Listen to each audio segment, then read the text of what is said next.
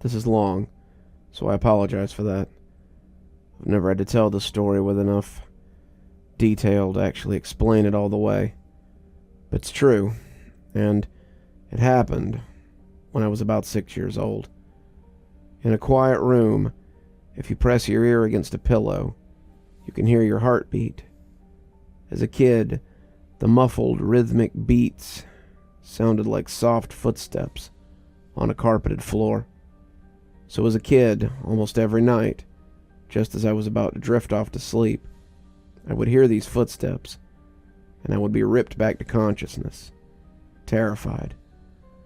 For my entire childhood, I lived with my mom in a fairly nice neighborhood that was in a transitional phase. People of lower economic means were gradually moving in, and my mother and I were two such people. We lived in the kind of house you see being transported in two pieces on the interstate, but my mom took good care of it. There were a lot of woods surrounding the neighborhood that I would play in and explore during the day. But at night, as things often do to a kid, they took on a more sinister feeling. This, coupled with the fact that, due to the nature of our house, there was a fairly large crawl space underneath, filled my mind with imaginary monsters and inescapable scenarios which would consume my thoughts when I was awakened by those footsteps. I told my mom about the footsteps, and she said I was just imagining things. I persisted enough that she blasted my ears with water from a turkey baster once, just to placate me, since I thought that would help. Of course it didn't, despite all the creepiness and the footsteps. The only weird thing that ever happened to me was that every now and again I would wake up on the bottom bunk, despite having gone to sleep on the top. This wasn't really weird, since I'd sometimes get up to pee or get something to drink, and could remember just going back to sleep on the bottom bunk. I'm only a kid, so it didn't matter. This would happen once or twice a week, but waking up on the bottom bunk wasn't too terrifying. But one night, I didn't wake up on the bottom bunk. I'd heard the footsteps, but I was far too gone to be woken up by them. And when I was awoken, it wasn't from the sound of footsteps or a nightmare, but because I was cold. Like really cold. When I opened my eyes, I saw stars. I was in the woods. I sat up immediately and tried to figure out what was going on. I thought it was a dream, but that didn't seem right. Though neither did me being in the woods. There was a deflated pool float right in front of me. One of those ones shaped like a shark. This only added to the surreal effect, but after a while it seemed like I just wasn't going to wake up because I wasn't asleep. I stood up to orient myself, but I didn't recognize these woods.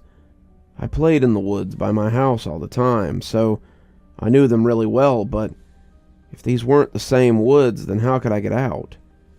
I took a step and felt a shooting pain in my foot, which knocked me back to where I had just been laying. I'd stepped on a thorn. By the light of the moon, I could see that they were everywhere. I looked at my other foot, but it was fine. As a matter of fact, so was the rest of me. I didn't have another scratch on me, and I wasn't even that dirty. I cried for a bit, and then I stood back up. I didn't know which way to go, so I just picked a direction. I resisted the urge to call out, since I wasn't sure I wanted to be found by who or what might be out here. I walked for what seemed like hours. I tried to walk in a straight line and tried to course correct when I made a detour, but I was a kid, and I was afraid. There weren't any howls or screams, and only once did I hear any noise that scared me. It sounded like a baby crying. I think now that it was just a cat, but I panicked. I ran, veering in different directions to avoid big thick bushes and collapsed trees. I was paying close attention to where I stepped because by that point my feet were in pretty bad shape. Paid too much attention to where I was stepping and not enough to where those steps were leading, because not long after hearing the cry, I saw something that filled me with a kind of despair that I haven't experienced since. It was the pool float. I was only 10 feet from where I had woken up. This wasn't magic or some supernatural space bending. I was just lost. Up until that moment, I thought more about getting out of the woods than how I got in. But being back in the beginning caused my mind to swim. Wasn't even sure that these were my woods. I'd only been hoping that they were. Had I run in a huge circle around that spot? Or did I just get turned around and start making my way back? How was I going to get out? At the time, I thought the North Star was just the brightest star, so I looked and found the brightest one and followed it. Eventually, things started to look more familiar, and when I saw the ditch, dirt ditch my friends and I would have dirt clod fights in, I knew that I had made it out. By that point, I was walking very slowly because my feet hurt so much.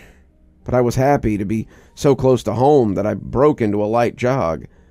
When I actually saw the roof of my house over a neighboring low-set building, I let out a light sob and ran faster. I just wanted to be home. I had already decided that I wouldn't say anything because I had no idea what I could possibly say. I would get back in the house somehow, clean up, and go to bed.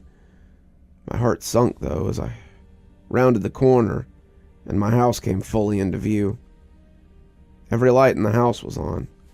I knew my mom was up, and I knew I would have to explain, or try to explain, where I'd been. Couldn't even figure out where to start. My run became a jog, which became a walk. I saw her silhouette through the blinds, and although I was worried about how to explain things to her, that didn't matter to me at that point. I walked up a couple of steps to the porch and put my hand on the doorknob and turned.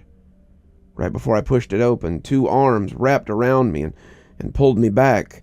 I screamed as loud as I could, "Mom, help! Help, please, Mom!" The feeling of being so close to being safe and then being physically pulled away from it filled me with a kind of dread that, even after all these years, is indescribable. The door I'd been torn away from opened, and a flash of hope shot through my heart, but it wasn't my mom. It was a man, and he was enormous. I thrashed around and kicked at the shins of the person holding me, while also trying to get away from the person that had just come out of my house. I was scared, but I was furious. "Let me go! Where is she? Where's my mom? What did you do to her?" As my throat stung from screaming, and I was drawing in another breath, I became aware of a sound that had been present for longer than I'd perceived it. "Honey, please calm down. I've got you." It sounded like my mom. The arms loosened and set me down, and as a man approached me, blocking out the porch light with his head, I noticed his clothes. He was a cop. I turned to face the voice behind me and saw that it was really my mom. Everything was okay. I began to cry, and the 3 of us went inside. "I'm so glad you're home, sweetie. I was worried I'd never see you again." By this point, she was crying too. "I'm sorry. I don't know what happened. I just wanted to come home. I'm sorry." "It's okay. Just don't ever do that again. I'm not sure me or my shins could take it." A little laughter broke through my sob, and I smiled a bit. "I'm sorry I kicked you, but why'd you have to grab me like that?" "I was just afraid that you'd run away again." I was confused. "What do you mean?" "We found your note on your pillow," she said, and pointed at the piece of paper that the police officer was sliding across the table. I picked up the note and read it. It was a running away letter. It said I was unhappy and never wanted to see her or my friends again. The police officer exchanged a few words with my mom on the porch while I stared at the letter. I didn't remember writing this letter. I didn't remember writing anything about any of this, but even if I sometimes went to the bathroom at night and didn't remember, or even if I could have gone into the woods on my own, even if all that could have been true, the only thing I knew at that point was, this isn't how I spell my name. I didn't write this letter.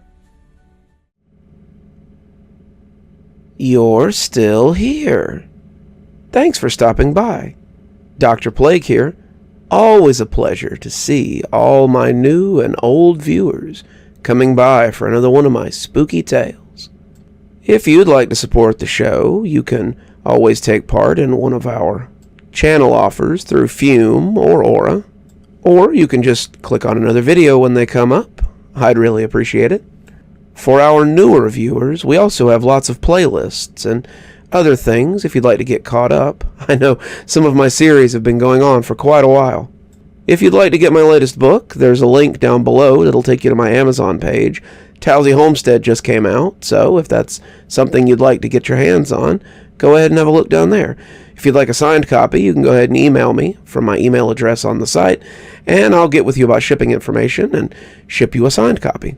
If you'd like to support the channel in a more monetary fashion, we also have membership through YouTube, and we've got a Patreon that you can get the information for in the description. We have lots of tiers and everything to suit your needs. Patrons that support on the $10 tier, that's our Ghostly Reader tier, get a book anytime I write one, signed and on their doorstep. As you may have noticed, there's a list of patrons and members on the screen, and I'd like to personally thank every one of them for taking a hand in the future of this channel. Well, that's enough for tonight. Dr. Plague, signing off. Have a wonderful evening.